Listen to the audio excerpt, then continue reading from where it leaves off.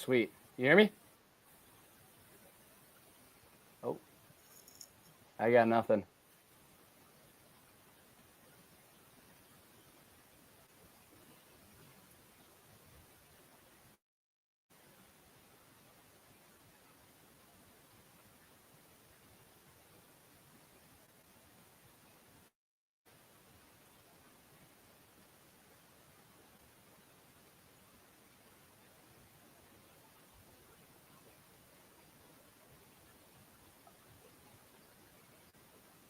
How about now? Hey. I can hear you. Can you hear me?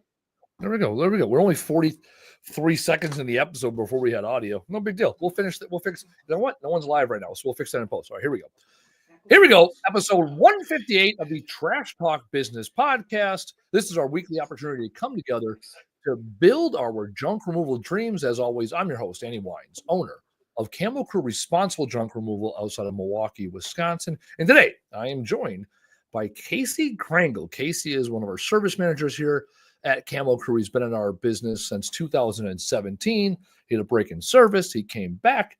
Now he's the service manager. He does all things in the field, supporting the guys from estimates to leading large projects to overseeing training, whether it's morning every single morning we have training, 5 minutes of training plus an overview. He does weekly training on Tuesdays. He leads our quarterly training. And he also does all orientation and 12-week training for all our new employees. So training is a big piece of what he does. Casey, welcome to the show.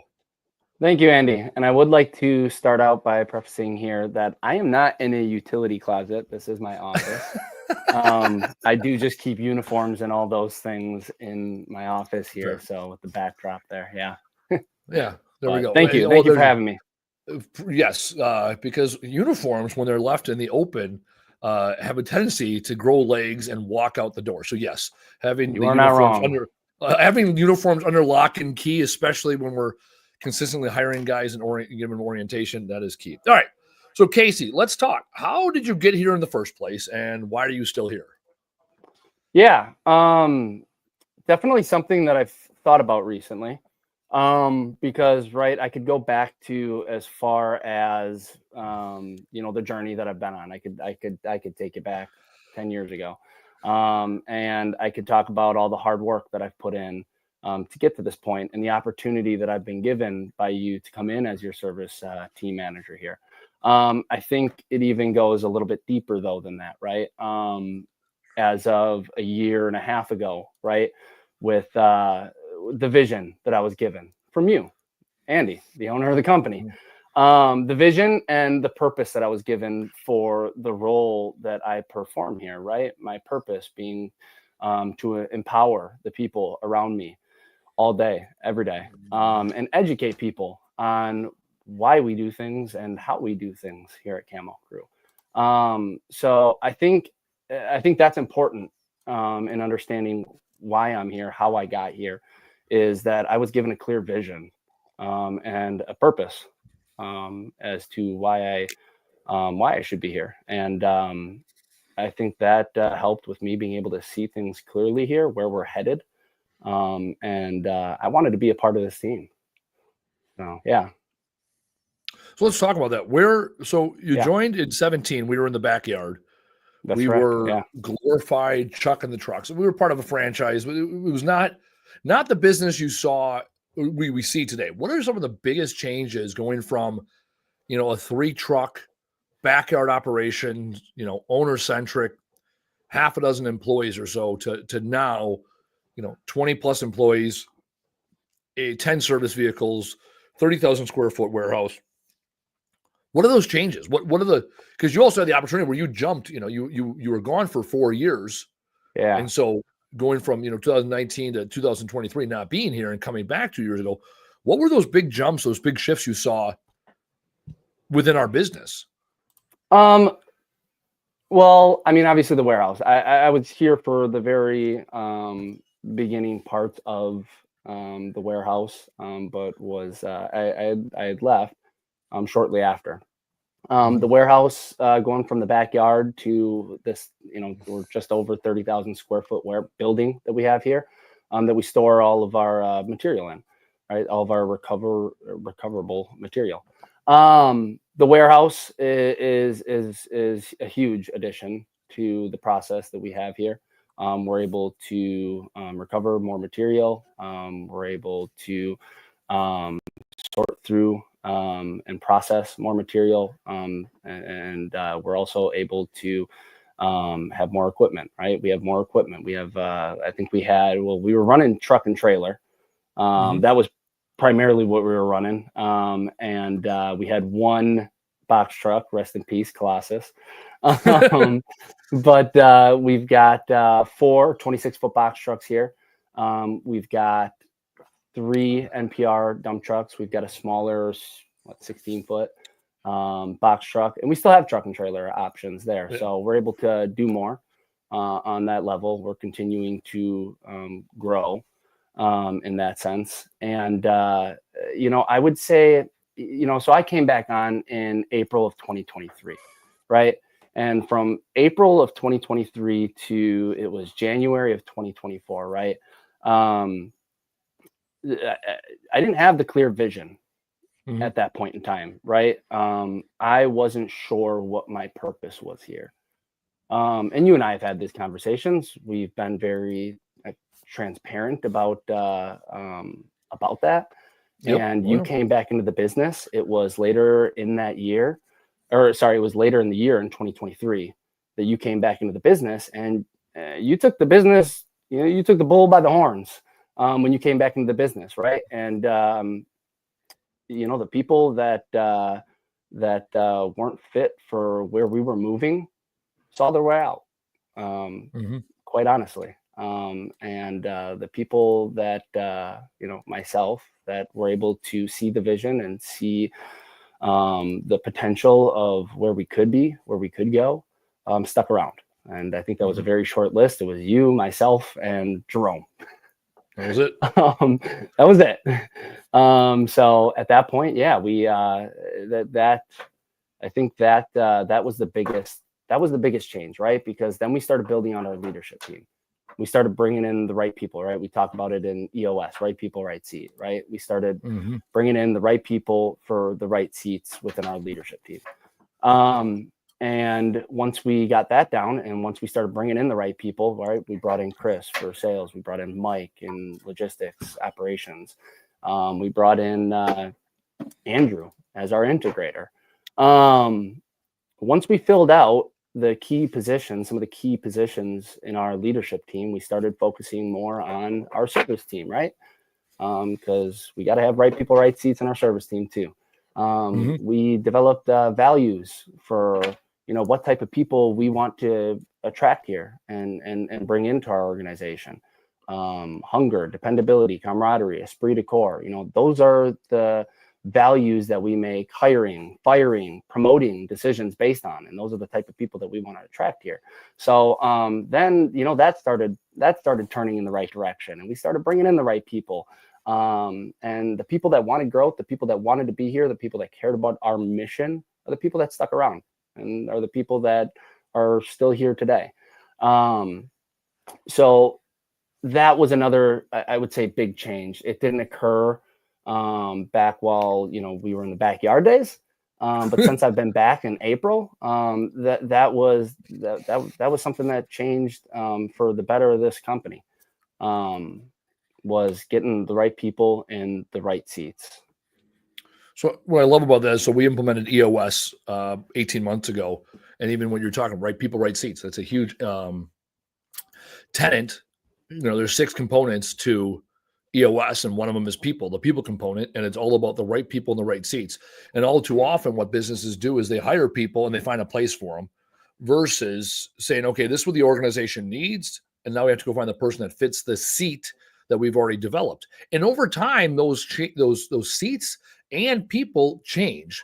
Right. There's another book I read, Rocket Fuel, which is in the Gino Wickman EOS world, talks about when you're growing at greater than 20% a year, your accountability chart or org chart, whichever system you're utilizing, will change every 90 days. And so for me, yes, there was There were times that we were not growing at that clip, but I'd say those first 4 years we're absolutely growing at least 20% year over year. So our org chart was consistently updating. And even now we're growing at 20%. So our org chart is consistently updated. And also it's an expand contrast. Sometimes we have roles and over time we're like, nope, that's not the right role. Get rid of the role because over here, these are actually the responsibilities we need covered and these people can do it. And so for what you're saying for the average, for the average listener out there is your business is going to evolve, right? What got you where you're at is not going to get you where you're going. What worked for us when we're in the backyard doesn't work for us anymore. Some things do, right? Taking care of customers and using ground guides. Well, yeah, those are tenets of our business. Not everything else is something that we stuck onto. All too often it holds us back. Or even like you went from a crew chief to a team leader to a fleet commander to, I don't know, we had like 2 or 3 other titles within there before we finally got to So finally, we just said, "Hey, you're the service manager, right?" And it's really, they even said, "I'm the service team manager," because it really is the service team, right? So even that team is service, and that goes even to say for part of business, right. And that goes to say even for the people, right? The same people that we thought were the right fit 6 months ago, right, are no longer the right fit for our company today, as we look at it and as we continue to grow. And right, we're going through that. Change in the org chart as we speak, right? As we, discussed the other day, and what that next step up from crew chief looks like, right? When we're defining that and what that looks like, but that's going to change what the org chart looked like, just even at the beginning of this year. Yeah. And so that's the key is the business. I used to do I did it probably half a dozen times. Your organization is an organism. Talking about how, a lot of organizations have this hierarchical, pyramid view or, look, and it comes from the military, right? You have a general, below the general, you have your colonels, and you have your captains, then you have your lieutenants, and then you have your sergeants, and then you have your troops, right? And so, corporate America was built like the military. And more often than not, I look at it like it's an organism, right? Where you have a nucleus of people and things, and then you have all the other things around it. So everyone's kind of close to the nucleus. Everyone can communicate that way. And the nice thing is with the traditional org chart, it's rigid in its structure. Well, an organism, right, can expand and contrast as needed based on the market. And so that's why even we talked about our service managers recently. We're rolling out or we have now rolled out a service manager. I didn't want to drop that. I didn't know if I should be dropping that. Yeah, sure. So that we can bring people in and learn the 7 disciplines of our business, right? We look at our business that has 7 disciplines that all the leaders know how to do.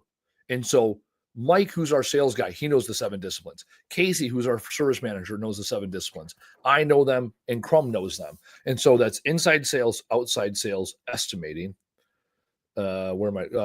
Large project or project we'll call it project management. I like that actually better. We'll call it project management.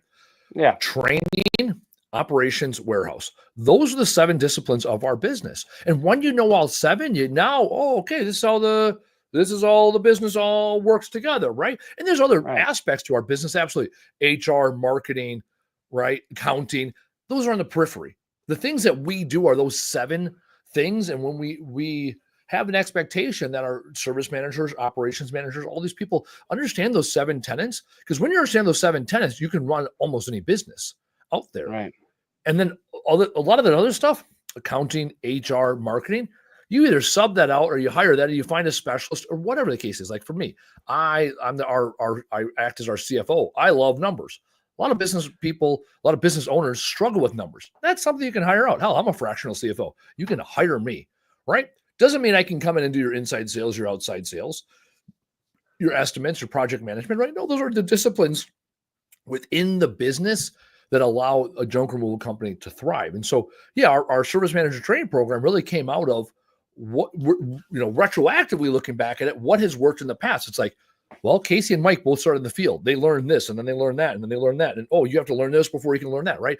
Like case in point for us, you need to learn warehouse before you can do operations because you need to know where everything goes and how the warehouse flows before you can schedule loads. It's like, okay, that's pretty logical, right? Or you need to know how to do project management. You need to know how to do those big jobs before you can estimate those big jobs. It's like, oh, well, that's pretty logical, right? And so we have this ebbs and flow within our business as we roll it out, because we allow ourselves the grace to do it wrong the first time, and also the grace to take in feedback from the field, like, hey, what's working, what's not working. And because of that, we are, I'd say, relatively successful. And now we are recruiting, looking exactly for those types of people, because we know the role that we're looking for. And so, yeah, absolutely. The service manager training program is something really came from your idea of, you said, hey, my service team, this is what I really need, right? Because we went for years where it was this top-down approach, one service manager, a bunch of crew chiefs, bunch of drivers, bunch of recycling specialists, and all of a sudden Casey's doing 12, 15 quarterly reviews, and it's like, well, this is unsustainable, right? Why not have multiple service managers? And it's like, well, that's a really good question. Let's peel back the layers on that. And then we did, and we realized we didn't have a great answer. I'm still sitting here as I'm sitting here as the boss saying, okay, well, this is a question worth answering. That's interesting. Right. People can be more versatile in that sense, right? Their ceiling now goes from here to here. Right. And when you talk about growth, because we talk about that, right, we want people that are growth minded, right? And what does that growth look like? Well, now we've just opened that door up even further. Right. So it's not just, your ceilings at that team lead position, right? And there's really not much more, further beyond that. It's we can put you in a sales role. We can put you in an operations, logistics role, right? There's warehouse opportunities. There's opportunities for you to get out in the field, assessments, large projects, everywhere. So absolutely. And then, at that point, right, now we're going to attract better people, right? And then, 6 months from now, right, that's going to change again, as far as what type of people we want coming in here, what type of people we're bringing in here. So, yeah, absolutely. Yeah, that's the key. A lot of times people will say that we take the customers we take the employees that we get. It's like, no, there's a lot of things you can do as a business to attract the customers you want and attract the employees you want. And what you said earlier, right? We went from a company that had some things in the wall to a values-based organization, where all of the decisions we make when it comes to hire, fire, promote come down to our 4 values of hunger, dependability, camaraderie, and esprit de corps. That's it. And when we have conversations with employees, every single conversation is rooted in those 4 values. So whether it's going to be a positive interaction or a negative interaction, it's going to be about those 4. We had an employee the other day backing up a truck, and his ground guide was not looking up, and he hit a tree, and we got a little bit of damage to the truck. So it's like, okay, right, we're going to have a dependability conversation with that ground guide, right? We depended on that person to assess the situation, look at the hazards, communicate effectively with the driver, and they chose not to. So now it comes to a dependability conversation. So it's not that the guy's a bad guy or he's an idiot or he's dumb. No, hey, man, we depended on you, right? That's our value, dependability. Right. Do what you say what you do. You said you're going to go out there and ground guide, and you didn't do it. And we have damage, and that's going to cause the truck to be out of service for a day. It's going to cost us the money to fix it. And now we're having a conversation. Now we're having a conversation about dependability, not a conversation about whether or not this is a good employee or if he's a turd or whatever. And it allows people to now we can have a conversation about dependability. And we have other employees, where you have that conversation once, twice, 3 times, fucking lady, and all of a sudden, right, they're on a performance improvement plan and they self-select out because they realize, wow, you know what? I don't want to be dependable. Being dependable doesn't matter to me. It's like, okay, well, that's what it takes to be here. So it has nothing to do with whether you want to work at Campbell Crew or what kind of person you are, right? You're not one that wants to adhere to the values that we have here. And you can go somewhere else and be very successful, finding an organization that has values similar to your values. Because again, dependability is one of our tenets, of success here at Campbell Crew. Absolutely. Yeah. So where are you now? You've been here, 4 years collectively, a little over 4 years now. Where are you going? Where are you taking this company in the next few years, and how are we getting there together? Well, I mean, obviously right now it's a continuation of my main focus. My main priority here is on the service team, right? As we had let go of, some of our most tenured employees a year and a half ago. We brought in fresh people, and that's going to, for me, that's just going to come down to training guys up and mentoring our current service team to be able to be as competent as I am with all of the roles, responsibilities, everything that I can pretty much do, right? When we talk about that service manager position, right? That's going to take some time for people to get to where I'm at. That's not something that will occur overnight. So, for even just the next year or so, when we talk about, wanting to have 4, 5, 6 service team managers, right? That's going to take time to bring in those right people, get them trained up to what the standards are that we have set for the service team manager. And so I think that's going to be a main part of my focus. And then, and you know what, I'll take a step up as, we've kind of talked about this as our senior service manager, right? And I'll oversee those guys. Further and beyond that, maybe it is exploring into other lanes or other opportunities within this business. I don't know what that looks like yet. Building out the service team managers, that's a 12 to 18 month project, right? To get it so it's like a thing, and then another 12 to 18 months, right?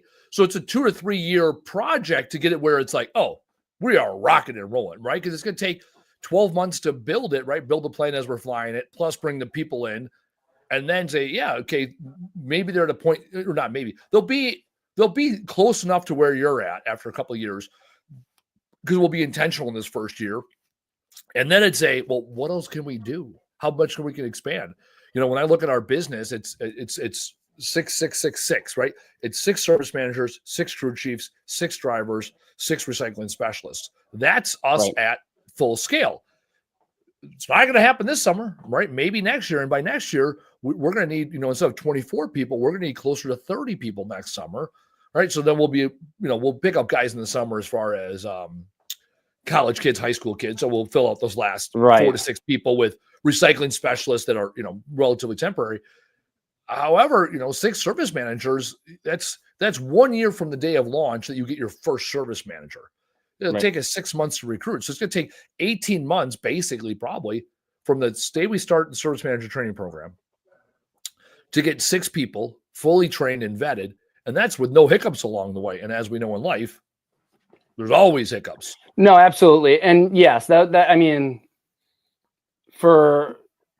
guess it's going to be dependent, right? When we roll this out, right? It's dependent on the type of people that we're attracting towards that position. So, we start bringing in some higher level, higher talented individuals, then maybe these guys are competent enough to get to that level sooner than a 12-month period. I don't know. Maybe we have some guys that come in with more experience in the junk removal industry, and can get caught up to speed more so with how we operate here. I don't know what that looks like, but yeah, you're not wrong. Hiccups, they occur everywhere within every business. So yeah, but for the next year, that's the year 2 at that, right? That's where my main focus is going to be on, is our service team, because that's what's most important here to this business, right? Those are the guys out in the field doing the thing. Yeah, correct. As you build up the service team, you also have to run the play. You also have to run the play, banging jobs every day, right? It's not only you building this program and training, coaching, and mentoring those people, you're also running the department while putting this all together. Right. You get your hands full, right? You're talking about what's next. As I hear you say that, I'm like, that's a lot. I do have my hands full, but no, you know what? We've got a great base right now, guys. And you know what? We've got a couple, potential candidates even for that service team manager position. So that's what's been nice here. The last, really going into this year, what's been nice is we have been attracting better individuals to our service team, more competent individuals, people that just get it, people that want to be here, which has made it easier on me to let go of a lot of things that I was once responsible for. That's been a huge issue for me, right? Is letting go.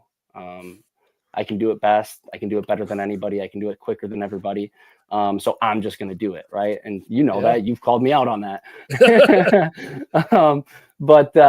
But that's what's been nice and refreshing though, about the type of people that we've been bringing in here is the people that get it. I don't have to bust it down Barney style. They come in, they choose to want to be here, and to support the mission, and are growth minded, and want to bust through that ceiling and want to take on more responsibility here. Yeah, really, I love that you keep talking growth minded. That's one thing I picked up a year ago. I can't remember her name. There's a woman, she did, it was a Vistage keynote, and her work was based off of another woman, and that escapes me. Anyways, basically, essentially, how everybody has a piece of them that is growth minded and fixed minded. And every decision, every thought you have can be a more growth minded decision or a fixed minded decision based on where you're at. And, obviously I'm all about language. So I consistently listen to people's language, and where people are talking about being the victor, right? What they can do, it's all about growth, versus people that are talking about victim mindset, what they have to do, what they can't do. It's pure victim mindset. And more, as you guys are listening for growth minded versus fixed minded, it's becoming more and more apparent in people's language, right? How they say, what they say. It's like, oh, hold on, that's a fixed mindset. And we call it out when we see it here, because fixed mindsets will not work. Well, not even will not, do not work around here. You got to have a growth mindset to be successful here at Camo Crew. And when we see people with fixed mindsets, it's whether we get out in front of it and let them go and let them be successful somewhere else, or they get pushed, right? We talk about breaking through ceilings here at Camo Crew. And one of the adages we use, I used this adage last week when I was in San Diego. I was having a conversation with the guy at REMA, which is the Recycled Materials Association annual conference. And I said, when new situations arise, right, there's three ways to break. You either break through the ceiling with your fist, you break through the ceiling with your face, or the ceiling breaks you. And those are the three choices. And we've seen it. Casey, you've broken through some ceilings with your fist. And certainly you've broken through, and certainly there's some you've broken through with your face. Yeah, right? yeah. That's it, right? And it's the people that allow the ceiling to break them with that fixed mindset. Those are the ones where we provide the ceiling, you figure it out. And the last couple of people that we've had self-select off the island were because we provided them the ceiling, and they allowed it to break them. Stuck in their ways, stubborn, uncoachable. The other thing I learned recently was speaking about grit. I love grit, right? And grit is a combination of passion and perseverance. And all too often people have one or the other or neither, and you need both. You have to have both, right? Because, like you said, 2 years ago when you came back, those first 6 months, they were trying. We had a rough team. We had a rough summer, right? It was pure perseverance at that point. It was pure figure it out every day, right? You also need the passion to want more, because sometimes you can have perseverance without passion, and you're just going to do the same shit every day because you're doing it. And then other times you have passion without perseverance, and you have the spike, valley, spike, valley, spike, valley. That's a lot of what entrepreneurs are. They have passion without perseverance. You need both. And that's grit. Right? Hell, look at this podcast. I'm 158 episodes into it. I got the passion to do it, and I got the perseverance. This is season 4, episode 2. Like, well, shit, we're doing it. Last week I was in San Diego, and I decided not to do the episode. It's like, okay, doing it this week. Right. Okay. We're doing it next week. We got to guess the next week. We got to guess the following week. All right. Perseverance and the passion for it. That's what it takes. Grit is what it takes. And that's for us when we're here at Camo Crew Responsible Junk Removal. Grit is what we're looking for. With all our service managers, what it comes down to is when you have those 4 values, hunger, dependability, camaraderie, esprit de corps, you got grit. You got passion for what we're doing, and you got the perseverance. Today, it was 44 and raining today. And I seen Earl on my way up the stairs. Earl, who was on the podcast like 2 weeks ago. Earl's my height, 6 foot tall, bigger guy. He is wet, head to toe, smiling, happy as could be. He was happy. Right. I said, hey, how was your day? He was happy that one of our newer guys took the lead. One of the guys is going to be a service manager, took the lead. Even though Earl's been here longer, Earl's a crew chief. The other guy took the lead today, and Earl was like, man, he did a great job. That was a really good hire we made. I'm glad he was on the team today. Right? And he had all the reasons to complain. It's raining out. It's junk removal. I'm dirty. The new guy got, more responsibility than I did. Smiling. Right? That guy's got grit. He's got some gumption, right? Grit and gumption. That's what you need in this world, and you'll be all right. Yeah.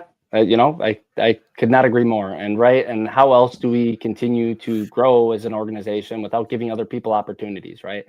And for Earl, that's what it is. It's recognizing that we have potential candidates to work at the same capacity that we do, and allowing those people the opportunity to be on the same level that we are. Right. Because then it makes everyone's lives easier.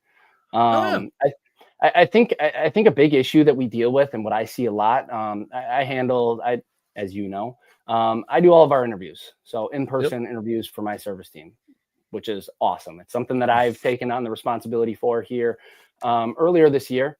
And I really get to sit down with these individuals, and I get to pick their brains, and I get to decide whether they are going to be a great fit for us or not, whether they're going to add value to our service team or whether they're not. With that being said, though, is I think one of the issues that we struggle with today, maybe more than ever, and everyone can, listening, you yourself can probably attest to this, but I get people that come in here and they think that they are privileged to hire authority. They think that they don't have to put in the grit. They don't have to put in the groundwork, right? And that they are just that awesome that they should be, at the top of the food chain. And I currently have a guy in our service team right now, and that's the current issue that I'm dealing with with this individual, where he wants to talk about everything else that says that he's great at. I'm great at this. I'm great at that. I'm great at doing these things, but yet he can't even do his own. He can't do what his current role. He can't perform and do the current functions and roles and responsibilities that he has in his current role now. And it's trying to get somebody, I guess I'm word fumbling this, but trying to get someone to see that and trying to get someone to take a step back and focus on being great at what their current role is before we can get them to that point is what I feel to be struggling with a lot of individuals that I come across. And you're seeing that in your interviews also? I see that. Well, not necessarily in my interviews. In the interviews, okay. I can usually weave someone out right away. Either in or out. Either they're. Well, let's talk about that. When it comes to. So this comes down to convincing versus buy-in. Mm-hmm. Often when you want to do a convincing conversation, you want to give people the what and the how. Buy-in is either or, not neither, right? Because you say be better. Well, that's not a what or a how, right? Versus you will do this, the how, so that we get this result. There's the what. Well, what kind of buy-in do they have? And so in a conversation like that, some people, like for us, we have a rating system 1 through 5 across 6 different parts of 6 different pieces. And a lot of people, they'll want to talk to you about their 4s and 5s and not acknowledge the 2. Mm-hmm. And so what you can do is you keep talking about the what, right? So you'll bring it to them. Okay, hey, let's focus on this, right? This is what I want to focus on. I get to own the what, right? Let's focus on this. How are you going to make this number go up? And they'll start telling you about all this other shit. And you're like, okay, cool. How are you going to make this number go up? Right? What level of response? What can you do different so that this number goes up? Right? Because they get to decide the how. You get to determine the what. You want to talk about all this stuff you're great at, and yet you're not meeting the minimum standard. Right. I don't expect people to be fours and fives across the board. I expect a couple threes, right? Because that means, okay, you're not great at everything. Hell, Right. actually, as I think about it, the 6 buckets of businesses is it's 6 different disciplines, right? It's marketing, sales, the thing you do, operations, resources that are human, and the numbers. I can tell you right here, I'm great at operations, sales, and numbers. There you go. I'll get 4s and 5s there, Right. and I'll get 3s or less on the other things, right? Because you can't be great at everything. Right. The Right. challenge, right? And yet we need people that are at least 3s across the board. It's a starting point Hmm. because then you got something to build on. You got a foundation. If you're lacking in one area entirely, the chances are you're probably lacking in other areas. You're just not aware of it, or you're compensating for it, right? Versus leaning into the whole body of work, you know? Yeah. Yeah. So that would be my my recommendation there when sitting down with those employees is you let them go on and you bring it back to the deficiency and say, okay, what can you do here? Or you say, hey, well, I want this number to go up. That's the what, right? And then how are you going to do it? And they might say, right. okay, what can I do here, right? And then you give them a how. All right, what can I do here? Okay, well, I can, right? If someone's showing up to work late, it's okay. Well, how can you do that? Well, set your alarm 5 minutes early. Yeah. Go Right. pack a lunch the night before. Have an accountability partner, right? Little things like that. And so that way, again, you get the what and the how. Right. Yeah. Yeah. Yeah. And that was even a part, that individual coming this morning. Coming this morning after no. One of our service team members. After we broke after our brief, right? And that individual comes to me and he says, hey, I tell the guys what tools and equipment they're going to need to be successful out in the field, right? Mm-hmm. And that individual comes to me and he says, hey, all of the rolling Gaylords are filled. We can't take any. Or what are we going to do? And I said, what are you going to do? What can you do about this, right? This is new information, awesome, great, but what can you do? Yep. What can you do about this? You guys need rolling Gaylords. That was clear this morning, right? They're full. Rolling Gaylords are full. Cool. We've established that. Now, what can you do about the rolling Gaylords being filled? See, there you go. You didn't tell them what to do. You asked them a question. Yeah. Now, as soon as I go downstairs, I'm going to ask you who this person is. Right? But then that's it, right? Yeah, the what and the how. Right. They determine the what. Hey, or I said, correction. You determine the what. You need rolling Gaylords. I'm telling you, you need rolling Gaylords. And you let them, hey, well, how are we going to do that? That's a great question. How are you going to do that? Right. You're right. That's a tough one. Right? Because when you the leader control the what and the how, you get this Messiah effect. And then all of a sudden the Messiah effect kicks in and people aren't responsible for anything because they have no authority to make decisions. And because they have no authority, they have no ownership. Mm-hmm. And authority and ownership is how you get accountability. I'm giving you the authority to make the decision and the ownership of what the results of the decision are. Right. So, so what was the resolution with the rolling Gaylords? They empty them into something else? Empty them out onto carts and took all the rolling Gaylords they needed. I was there yesterday. So in our business, what we do is we have 12, 15 Goodwill cages. I think we had 18 15. At one point. 15. We had 18. We need more. We had 18 at one point. Yeah. And each week Goodwill comes and we have anywhere between 7 or 8 or up to 18, 19, 20 cages full. So this week we had all 15 cages full. So we filled up rolling Gaylords, which are big fiberglass tubs full of small items for donation. We only use those in addition because typically those go out on jobs. We're doing commercial work. So within our warehouse, we have other. The nice thing about rolling Gaylords is they fit through doorways. We have other large Gaylords that are like 4 feet wide that don't go out on jobs. So when guys fill rolling Gaylords after all the other Goodwill cages are full, we'll leave stuff in the rolling Gaylords because Tuesday is when Goodwill comes. So it's like, So good. Again, everything was full. Goodwill was coming today, and we need the Gaylords. It's like, figure it the fuck out. There's the answer, right? But again, I say figure the fuck out. You say, how are you going to do that? Which is a very good. Again, you're right. Hey, you were handed a shit sandwich. Got it. You need Gaylords and they're full. What are you going to do about it? Right. Well, and that's just baseline problem solving, Yeah. right? Like, I mean, goodness, we come across more obstacles out in the field than an issue of being out or the rolling gaylords being filled, right? This is just baseline stuff. So, but no, it's just the continuation of the coaching there, empowerment to these guys. But to what you said though, it's not a convincing. It's No. Convincing gets you compliance. Mhm. And then you got to convince again and convince again and convince again and convince again and convince again. Right. Right. Again, compliance versus buy-in.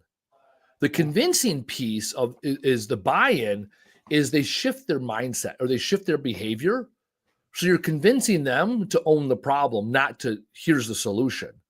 Convincing them that they have control, convincing them that they can be the victor of the story versus the victim of circumstance. Because that individual was being a victim of circumstance. Woe is me.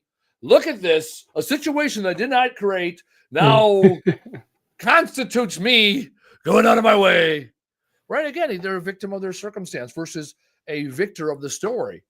Coming back, hey, Casey, to let you know, those gaylords were full, and I took it upon myself to empty them because I know I needed them, and now I put them over here. You're welcome. Please and thank you. Right? Again, at the end of the day, the work got done. Yeah. Did it get done? Right? Again, we use the analogy, one of our fundamentals here, right? Actually, here's the other thing. This is what you will do moving forward is when we have our fundamentals printed off on a little piece of paper, you say, okay, person, right? XYZ person, take out your fundamentals and look at fundamental number 13, the bison and the bison and the cattle, right? Be the bison. Be the bison. Be the bison.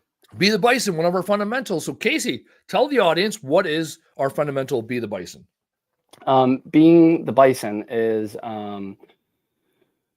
be the bison is wow, we just had this fundamental too. You're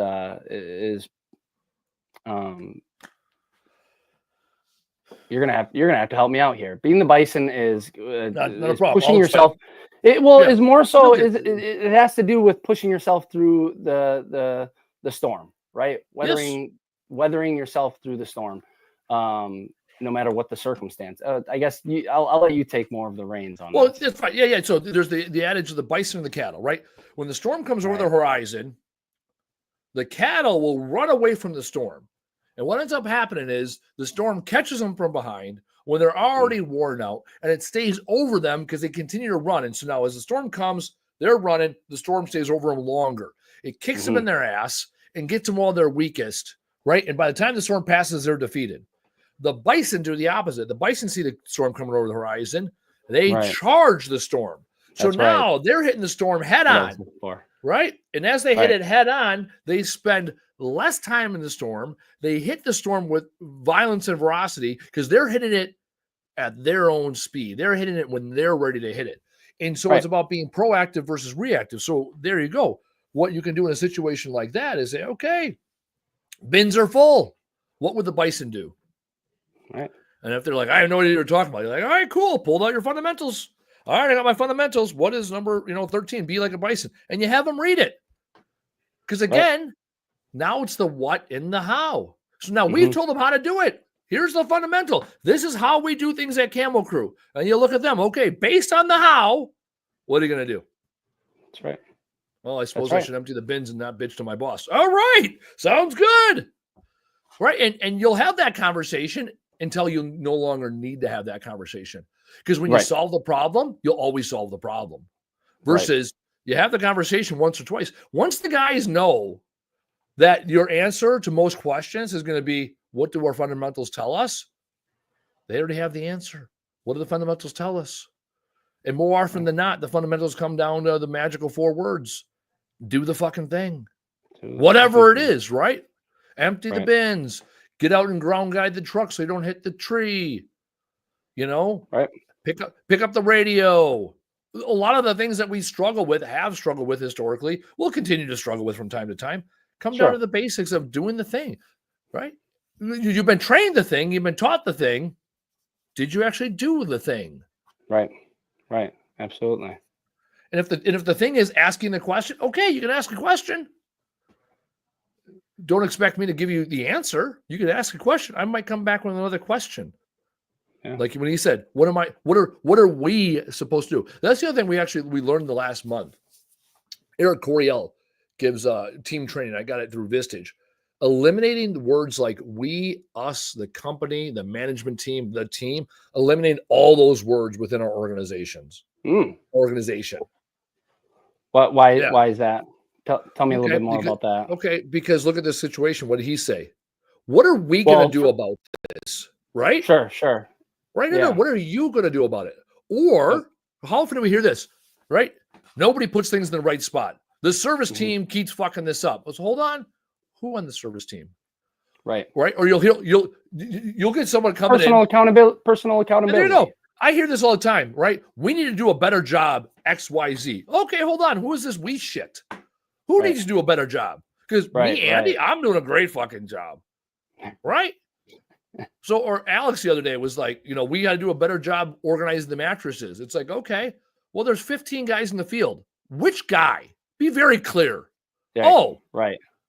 It was George. We don't have a George currently working for us.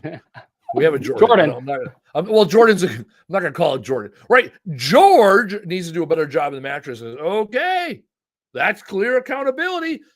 And then George said, "Well, hold on. I'm not the only one. Okay, who else? Oh shit, Sean and John. They're also doing it. Okay."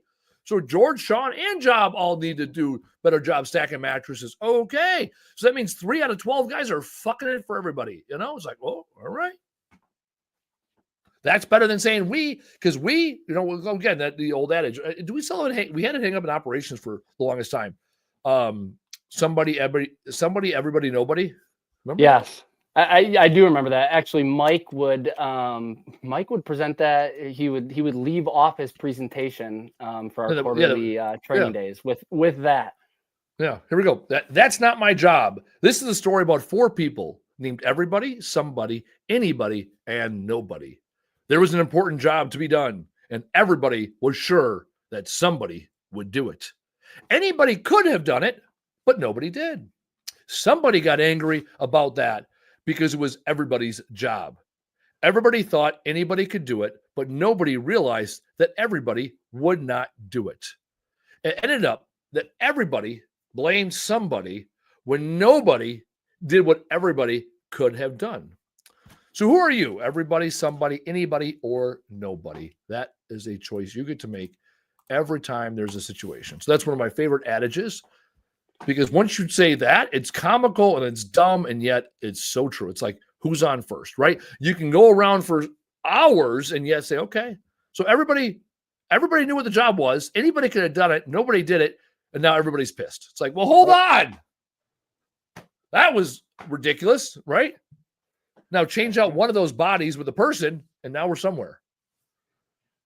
Yeah. No, I love that story. And as far as a personal accountability standpoint, that'll sum it up for you. But actually reminds me of something Crum said recently. I always say bodies because I got a military background, and it's a habit of mine to say, we just throw a body at it, throw a body. And Crum's like, they're people, service team members, people, right? Individuals.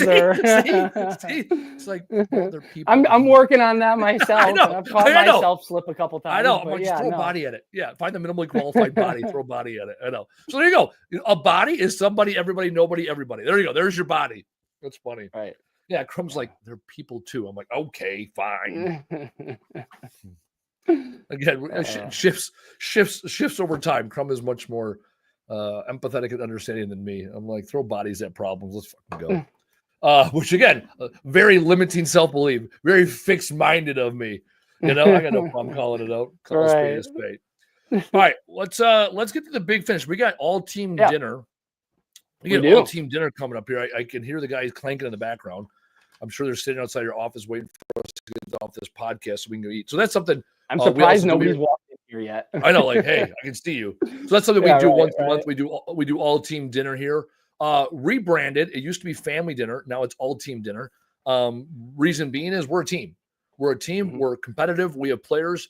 And this is only a recent change, right? And when businesses call themselves family, all too often they let family members stick around, right? Blood's thicker than water. All too often, family members won't say the things that are necessary for the organization to grow. And more often than not, you don't kick your own family members out of the clan, right? And so we shifted the gears only the last 2 weeks here. So we are no longer having family dinner. We really didn't refer to ourselves as a family, which is good. It's kind of like friends, right? I'm not friends with anybody at work. I can be friendly. Doesn't mean I'm friends. Actually, Casey, you and I went to a Brewer game a couple weeks ago, and we're friendly. We talk about life. We talk about successes and, being significant others and being fathers and being sons and all that stuff. And yet we are employer first, right? We don't blur those lines. And so that's one thing really good. So that's one thing we've shifted away from. We are no longer calling ourselves or referring to dinner as family dinner or referring ourselves as family. It's all team, because the thing is, on a team, this is a video Crum sent me last week, 2 weeks ago, whatever it was. And what it comes down to on a team is some people play for a career, some people play for a season, some people play for a game. Teams are competitive. Teams have standards. Teams have ethics. Teams have a scorecard. And so for us, we only want high-performing, growth-minded individuals on this team. Yeah. And we also have teams within the team, right? We have the service team. We have the visionary and traction team, which is myself and Crum, the visionary and the integrator team. We have the executive team, right? We have the finance team, which is myself and Emmy and Crum and our accountant, right? So we have these teams, and every team will be high-performing here at Camel Crew Junk Removal, including the service team, which Casey is the leader of. So, Casey, let's get to the big finish here. What was your top takeaway from today's conversation? I guess more of the, I discussed with you, the employee that I struggle with getting him to be more forward thinking. Yeah. And more of the what, how language. That was, it's something, and this comes with a lot of things. You, Andy, have been a great mentor to me. And even just with how to deal with certain type of situations, conversations with employees. I think that's one thing that's helped me to be successful, but part of that is also to actually practicing it out with my service team. So, even like this morning with that example that I had brought up, that was immediately where my mind shifted to. It was right here, right outside my office. The team, the whole team was here. The whole team overheard it, and the whole team was like, "Holy shit!" Like, everyone kind of whoa. So it was kind of a good thing. But I think just more so shifting into that kind of a mindset and using that kind of language when having conversations like that with my service team members. I think that was one of the greatest takeaways from today. No, I'll double tap that. This is a conversation that typically you and I wouldn't have, right? And yet having that very tactical opportunity. And one thing I'm doing more leaning into is the organization doing more teaching and mentoring versus doing. So though this conversation, one of the reasons why we're bringing guys on the podcast is because I get to see guys in a whole nother light. They get to see me in a whole nother light. Even though we're in the same building, we're always in the same, every day we're in the same building, and yet doing the podcast, it's a little shift differently. So it's interesting how we're doing that. And as we're shifting those gears. So I appreciate you taking time here, Case, for doing this. And I knew I was going to be on the podcast eventually. It all lined up today, so I appreciate you taking time to be on here. And then we're going to go eat some whatever my mom makes. Whatever my mom makes, we're waiting.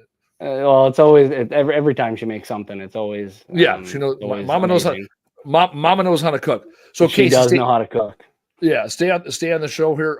Here, Taylor just texted chicken bacon something. Haha. Taylor will probably also eat more than likely. And his wife will be pissed that he ate here first. All right, here we go. Coming up, we got Sebastian. There's no way I'm going to pronounce his last name. Coming up next week his topic is From Hustler to Leader, Building a Team That Runs Without You, about me. That's I read that right. Sebastian is a young strategist with a passion for helping business owners transition from doing all the work themselves to building resilient, mission-driven teams. So obviously, this guy's going to probably hawk us some coaching. And you know what? We take the free coaching all we can get. There's always going to be a nugget that we get, 2 or 3 nuggets from those guys. So Sebastian, the last name, I will not slaughter. We'll wait till next week. Looking forward to it. Same time, same channel next week, 1600, 4 p.m. Central Standard Time, Tuesday afternoon. We will see you then. So on behalf of Taylor, our producer, Casey, our guest, I'm Andy Wines, and this has been another amazing episode of the Trash Talk Business Podcast. We will see you next week. Thanks for listening. Tap subscribe or follow to get the latest episode. And if you enjoyed this episode, be sure to leave us a review and tell a friend to listen. To learn more, visit trashtalkbusinesspodcast.com. Bye now.